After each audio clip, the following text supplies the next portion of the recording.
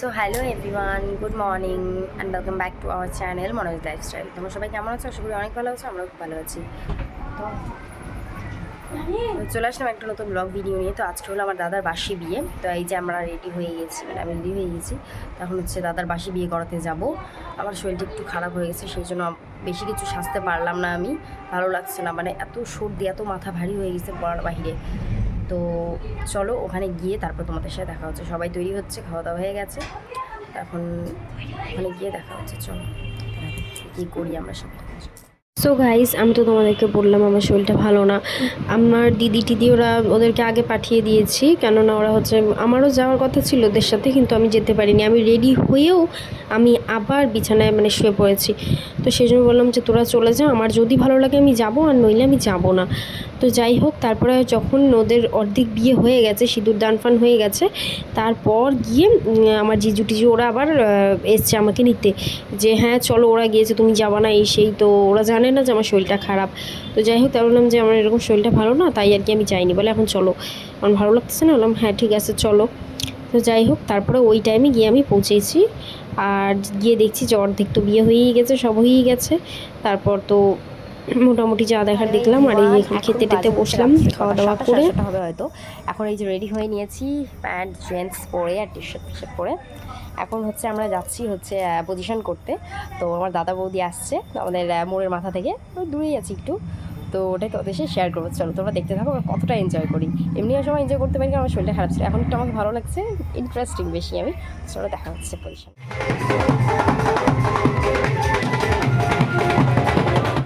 So guys, তোমরা তো জানোই সবাই যে গানের আওয়াজ হলে কপিরাইট আসে, তো আমিও গান দিতে পারলাম না।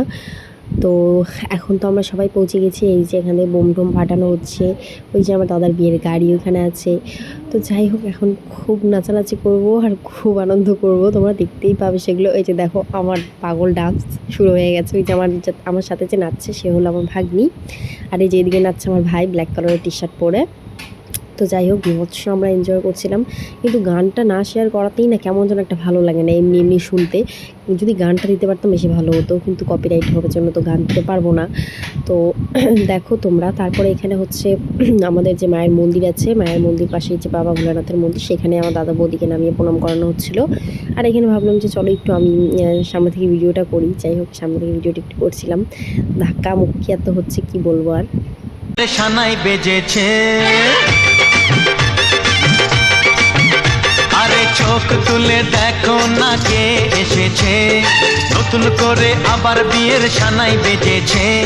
তুলে নিয়ে যাব যখন ভালোবেসেছি, সাত পাকে বেঁধে নিয়ে।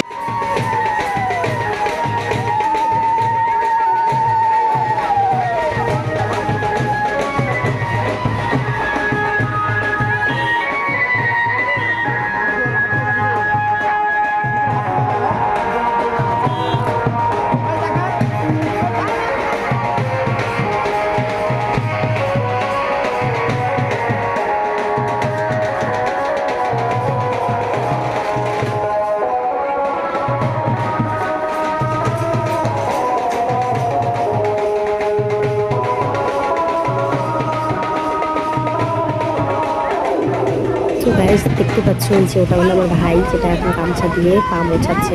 পা ধুয়ে দিয়েছে আগে, এখন পা মোছাচ্ছে। ও বৌদি ভাই আমার দাদা, তো এখন আমার বৌদি ভাই পাটা বাঁধছে। ও যে ও কিছু চাইবে, সেটা যদি আমার বৌদি ভাই না দেয় তাহলে বাঁধনটা খুলবে না। কিন্তু আমার বৌদি ভাই হলো খুব চালাক, কী করেছে, বাঁধনটা অত টাইট করে বাঁধতে পারেনি, কারণ ও নার্ভাস হয়ে যাচ্ছিলো, ফার্স্ট টাইম এরকম হচ্ছে না, তাই আর কি। আমার বৌদি ভাই একাই খুলে দিয়ে নেমে গেছে, কিছু দেওয়াও হলো না, আর ওর বাঁধনটাও ঠিক হয়নি। তো যাই হোক, ভালো হচ্ছে। তো খুবই ভয় পাচ্ছিল।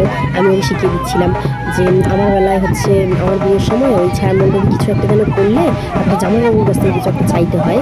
তো সেটাও চেয়েছিল। তারপর হচ্ছে মানে তখন আর বেশি ছোটো ছিল, তো তখন তেমন কোনো কিছুভাবে চাইতে পারেনি। আর হচ্ছে অমনি ছেড়ে দিয়েছে। তো সেই জন্য আমি বলছি যে হচ্ছে ছেড়ে দিয়েছিস আমার বরকে, তো জামাইবাবুকে ছেড়ে দিয়েছিস, তো বৌদি ভাইকে ছাড়বি না। তখন বৌদি ভাই বলছে তাই তোমাকে বউ এনে দিব, সবাই বলছে বউ নিয়ে যেহেতু আমি বড় হয়েছে। তো এই নিয়ে সব হাসাহাসি চলছিল, আমি ওকে শিখিয়ে দিচ্ছিলাম আমাকে ছেড়েছিস, বৌদি ভাই কিন্তু ছাড়িস না, মানে যা ইচ্ছে তো আর কি।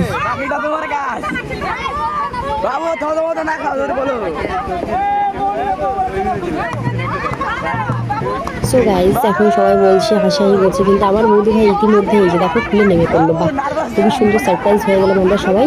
যেমন বাঁধনটা বেঁধেছে এই যে এত ঢিলা হয়েছে যে খুলে নেমে পড়েছে, ভালো হয়েছে। এখন আস্তে ধীরে সব আমরা রিচুয়ালস হচ্ছে আমাদের বাড়ি, তো তোমরা দেখতে পাবো কেমন।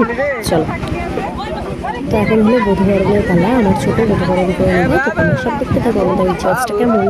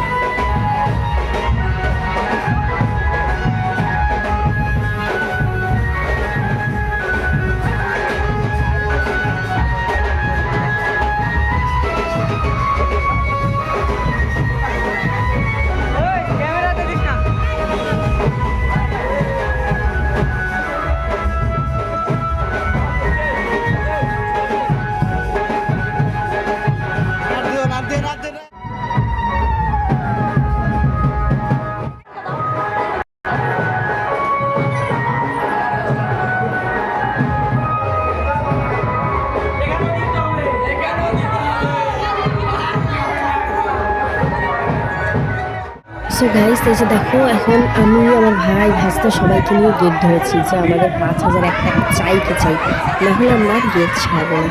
তারপর কি হচ্ছে দেখতে পাবো না।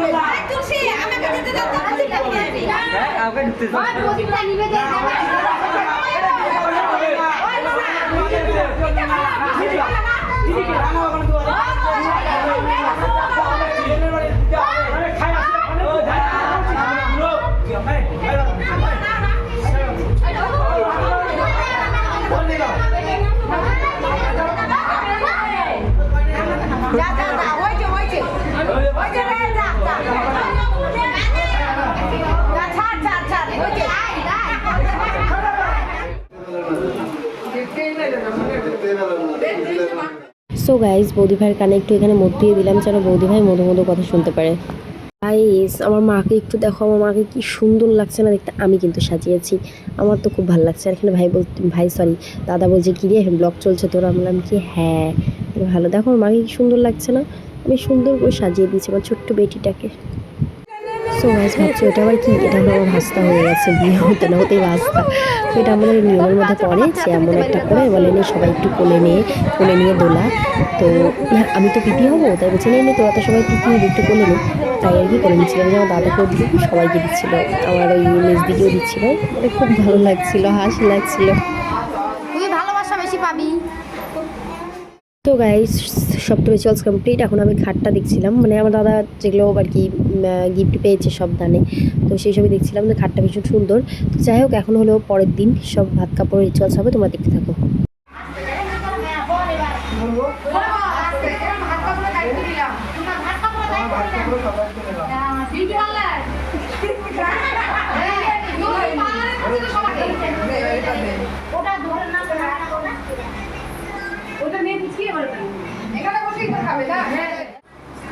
মাথায় হাত দে।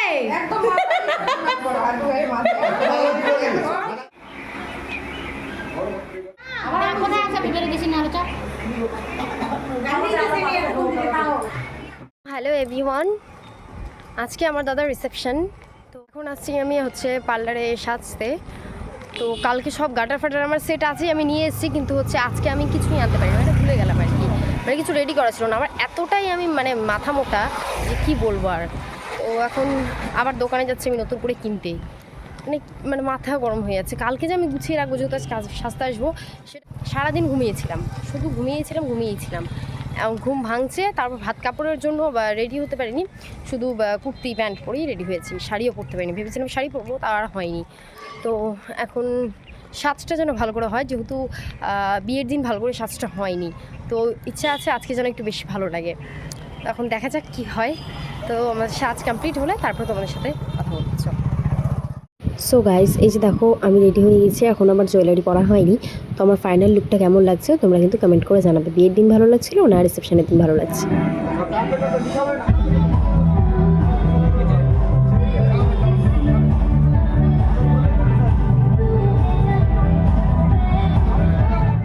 সো গাইস এই যে তোমরা দেখে নাও গেট ডেকোরেশন মধুবরণ লেখা আছে।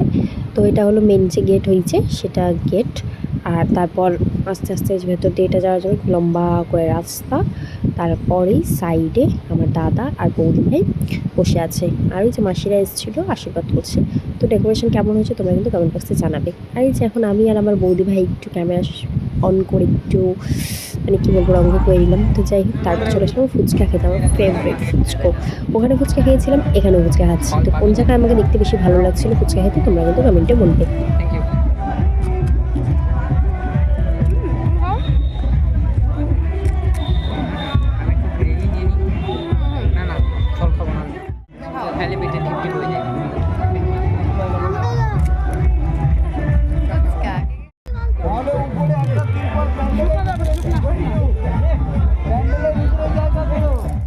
সো গাইস এই যে দেখতে পাচ্ছ এই ডান্স করার এই জায়গাটা, এটা হলো আমাদের বাড়ির সামনে। এই সেটআপটা আমাদের বাড়ির সামনে করা হয়েছে।